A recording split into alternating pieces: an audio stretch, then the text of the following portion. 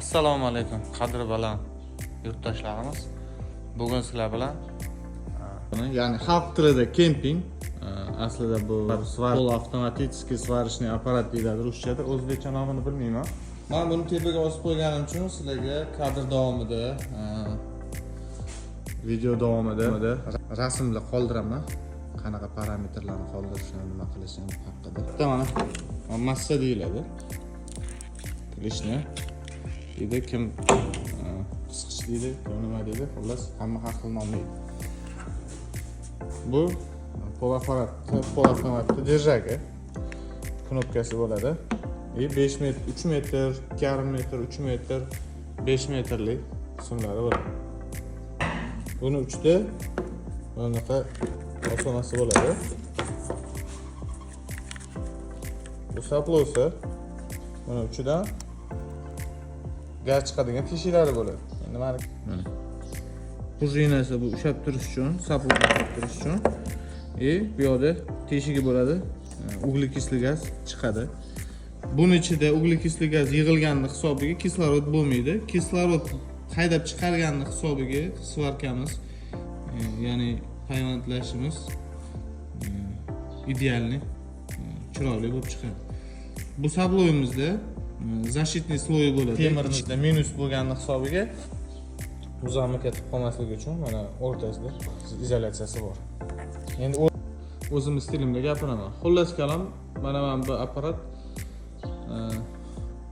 Jasik 200 5 mm 1 cm metallarni svarka qila oladi.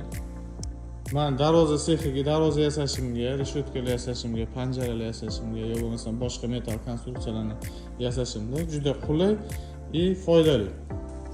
Uglekislый gazda ishlaydi. Endi argon отдельно sotilsa, yana bitta baloni bor. Uglekislый gaz bilan argon aralashmasini ham sotiladi.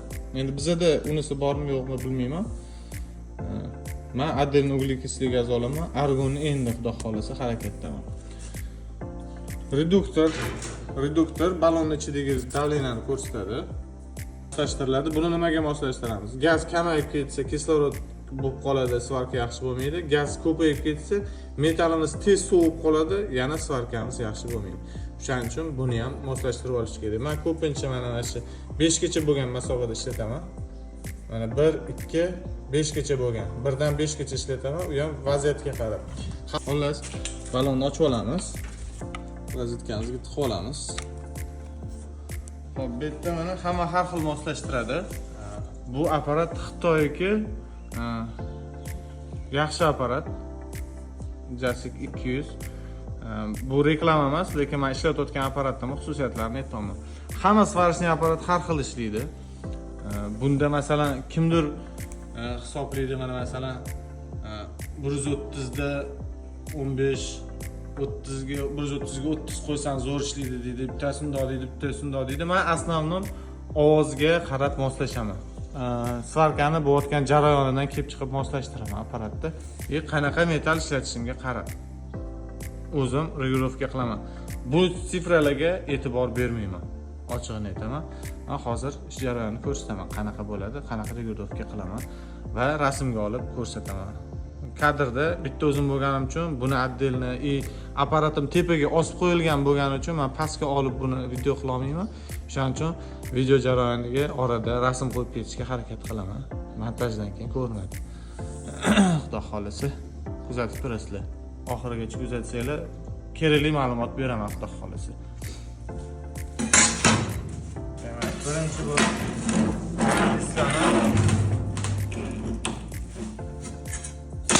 svarkani nastroyga qo'yamiz birinchi bo'lib. Xudo xolasa mana gaz chiqyapti.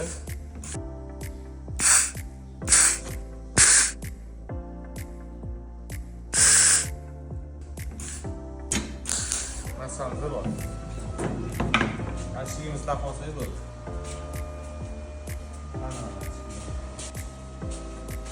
Ko'pchilik aytadi, nega achki taqasiz maskadan foydalanmaysiz? Maskadan foydalanaman, albatta.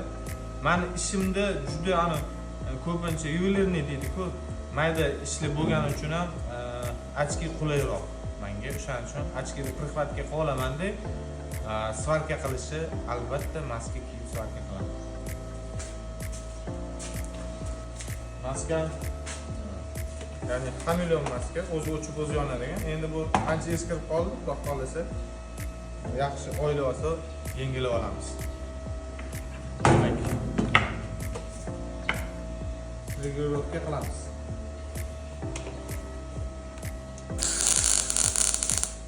Bitta ovozini eshityapmiz mana. Tok kamligidan dalolat beradi. Endi ko'taramiz.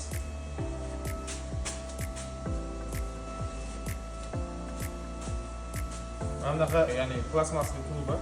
Qo'lim yetmaganligi uchun, tepaga chiqmasligi uchun shu bilan burab regulirovka qilaman. Hop. Yana bir marta. Demak, bu yerda hozir sim nisbatan, tokka nisbatan sim tezroq chiqadi. Demak, biza tok kuchini ko'paytirishimiz kerak. Aha. Mana 150 ga 30 bo'ldi.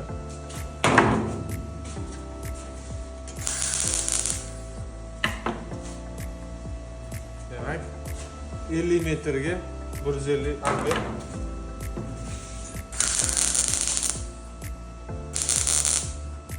amper kamlik qoldi. 185.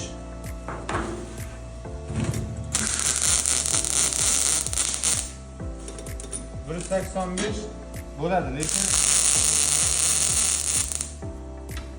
bu juda mayda narsalarga bo'ladi. 205.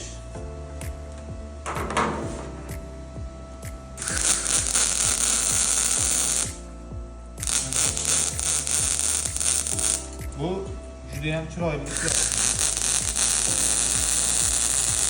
Ham sachragan ekan. Endi buni bu ideal deb hisoblayman. Ovozini eshitganingizda bu ideal holatga keldi. Bunga yana ozgina tok ko'paytirib ko'ramiz. 250 ga o'tdik. 250.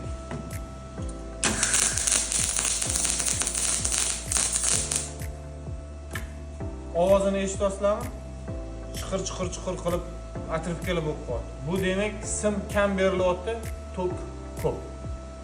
Ya'ni sim metalga tegganida metal bilan teggan joyi svarka bo'lmayapti-da, уже balandroqdan sim erishib boshladi. Ya'ni elektrodda ko'rsataman. Temirga tegganida teggan joyidan 1 millimetrdan emas, уже 1 santimetrdan erishib boshladi. Elektrod hajmini ko'rsatyapman-da, ya'ni tok ko'pligini hisobiga katta simni ko'p qismi erib ketyapti, sim yetkazib bera olmayapti. Bunda bunaqa holatda tezligini ko'paytirish kerak, tokini ko'paytirish kerak bo'ladi. Mana 250 ga 165. 65 metr.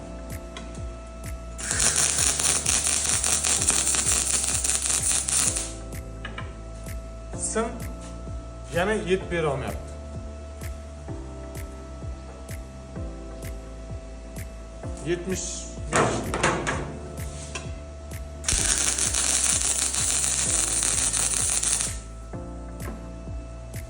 Ovozini eshityapsizlar? 80 ga chiqaram, 180. Endi demak, mana 80 ga qo'yib oldik. Ya'ni 250 ga 80 metr soat minutiga tezlikda ishlaydi. Bu qalinroq 5 millimetrlik bo'lgan metallarga juda yaxshi foydali ishlaydi. Yana azini ko'taramiz. 95 metr.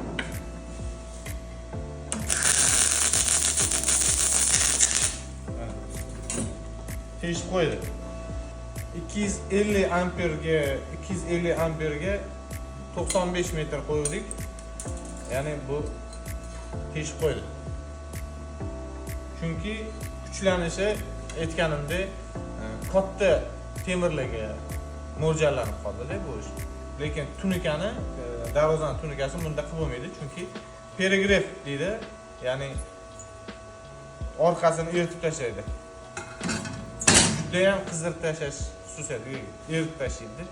Shuning uchun men buni regulovka qilishni sifrasiga emas, iskirani kamligi, ko'pligi, potokki, ya'ni bo'layotgan svarka jarayonini kuzatgan holda nasluh tekshiradigan bo'lib qolganman. Nasluh regulovka qiladigan bo'lib qolganman. Chunki apparatlar har xilda. Bir xil apparatlarda mana bunda 130 ga 50 mos kelayotgan bo'lsa, boshqa apparatlarda 140 ga 40 to'g'ri keladi, 130 ga 80 to'g'ri kelib qoladi. Mana shunaqada metrajga qarab. Javob 80 bo'lmaydi-yu, 130 ga 40 kelib qoladi. Bir xillarda boshqacha keladi. Endi hamma svarchilarning stili har xilda. Men sal tezroq ishlaganim uchun, ya'ni 130 ga 50 metr emas, 150 ga 50 metr emas, balkim 220 ga, ya'ni 200 ga 50 metr, 60 metr qo'yib olishim mumkin. Chunki u ham men o'zimni ishlash jarayonimga qarab, nima ish qilayotganimga qarab moslashtirib olaman. 60 ga qo'yib olamiz. 60 ga necha edi? 205 edi. Mana 60 ga 205 qo'ydim. Qanaqa bo'ladi?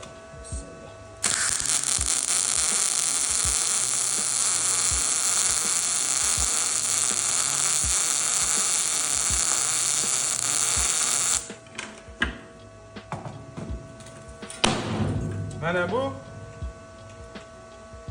apparatda ideal ishlash holati. Ovozdan ham eshitdinglar, ham svarka, yaxshi svarka bo'lyapti, sachrash kam, chars churs bo'lib yotmayapti. Endi mana shunaqa nastroyka qolasizlar. Ya'ni nastroyka jarayonida birinchi buni mana ovozga to'g'rilab oldikmi? Demak, yozib qo'yamiz. Mana hozir 205 ga 60. Men yozib qo'yganman devorimga. 200 ga 60, ya'ni 2 li listgacha bo'lgan jarayonda, 2 ligacha bo'lgan jarayonda ishlataman.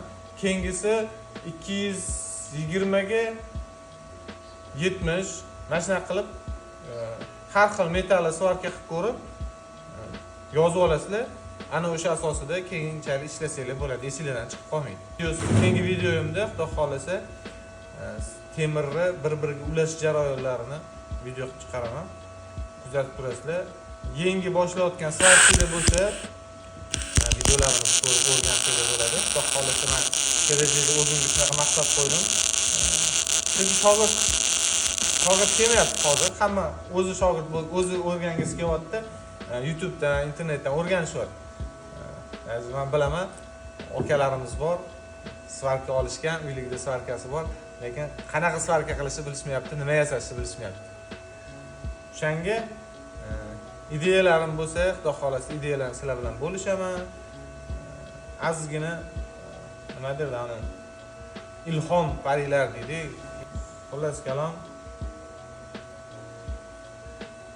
Quloq yaxshi eshitsa, quloq bilan, bo'lmasam ko'z bilan ko'rib o'rgansak bo'ladi.